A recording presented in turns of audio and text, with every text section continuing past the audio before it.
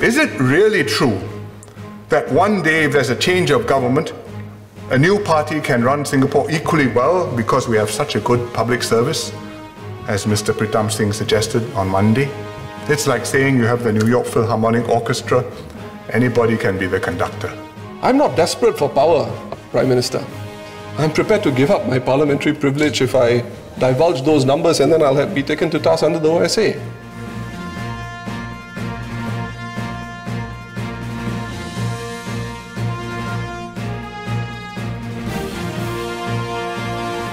Now the opposition says, show me how much we have in the reserves before I decide whether I support your budget and tax plans. Let's have a look at the money. Basically, they're asking, I have something in the bank already. How much of that can I touch? This was not the attitude of our forefathers, the founders who were building for the future, but the attitude of inheritors who think they have come into a fortune and want to consume the fruits of their predecessors' labors. When we talk about the reserves, we're not talking about raiding them. It's about slowing the growth slope of the reserves.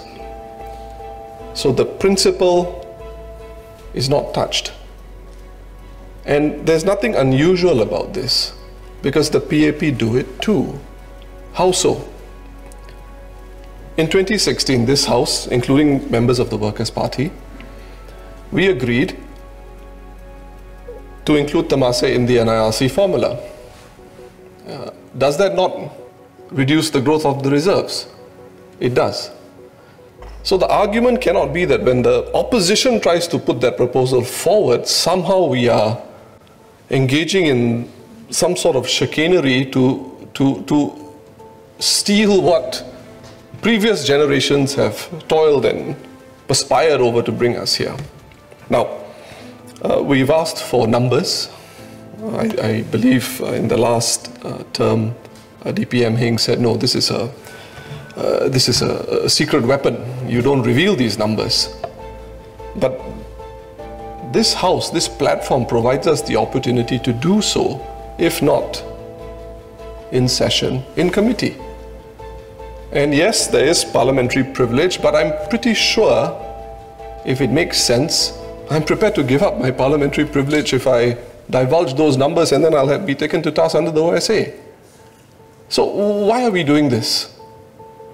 We're doing it precisely because we're looking for alternatives to better consider the welfare of Singaporeans. Now, as Finance Minister, I can tell you that I felt so grateful to our founders for that founders' mindset in leaving us with these reserves, that my team and I were able to focus fully on what would best serve the interests of Singaporeans. I didn't have to worry about what terms would I have to negotiate with lenders and how we are going to pay for it. Why are we able to do that? I think there's a certain mindset that we owe something, not just to ourselves, but to our future generations. And therefore, I hope that Mr. Singh will bear that in mind in looking at this.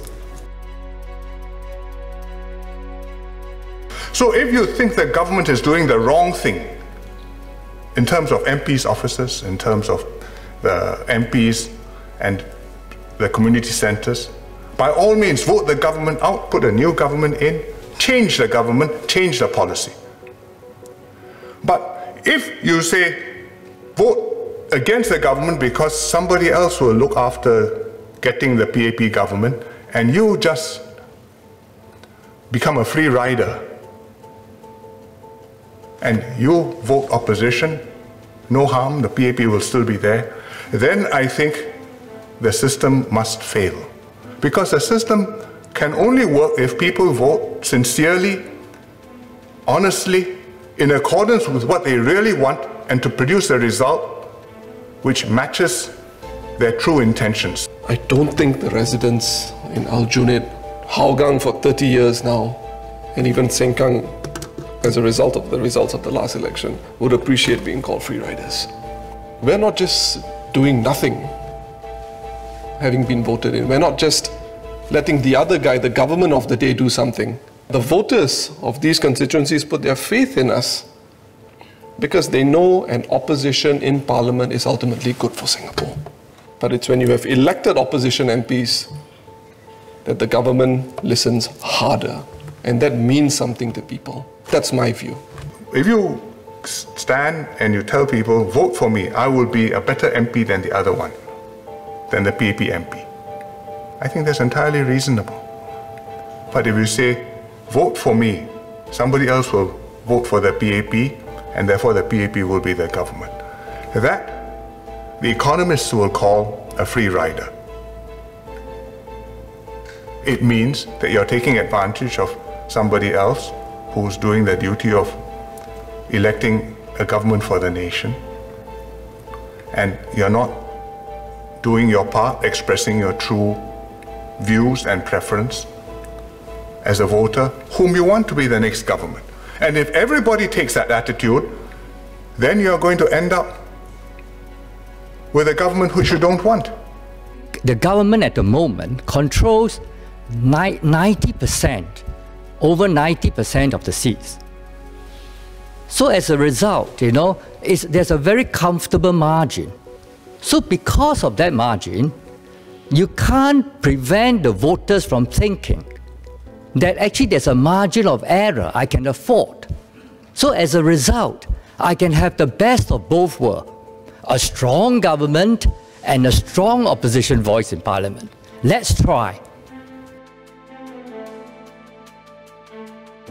Mr. Lee Kuan Yew, our first Prime Minister himself, says this, and I quote, "At the end of the day, if you're running the system properly, you must have a distinction between what is the party, what is the government. So if you're voted out of office, the machinery is there for the next party to take over." Sir, Mr. Speaker, sir, when my colleagues and I joined the opposition cause, we didn't have heady dreams of becoming government. It's certainly not me. Why did I do this? I believe in an opposition, in a parliamentary democracy. It's not going to happen with people just hoping someone else does it. Somebody has to put his flag in the sand and say, I'm going to do it. And then it's the duty of myself, my party colleagues, to make sure that the people who are on board do their very best. Can we continue to get good people into politics, to maintain the quality of our ministers and MPs, and make things happen for Singapore, if more and more citizens prefer the PAP to form the government and yet vote for another party's candidates to be their MPs, for diversity, for checks and balance? At what point does a vote for a strong opposition become a vote for a different government? So to say that the system is such that with civil servants and SAF and so on, therefore it doesn't matter who is the government, I think that's not being honest. In that case, we can dismiss all the ministers. They can go on leave. You don't need ministers. Anybody can be a minister. But you need to run a system which is finely tuned and capable. You need a very capable hand at the top. The ministers are not just presiding. The ministers are executive. They are running the ministries. They are expected to know all about the ministries, every in and out of the policy. That's how we have done COVID-19. That's how the ministerial task force has operated. Long discussions, all views heard. Finally, the ministers must decide, and quite from time to time, the staff did not recommend the circuit breaker. We discussed it in cabinet. Cabinet decides. It's a big decision, $5 billion of a supplementary budget. Civil servants, unelected, can make this, can carry this.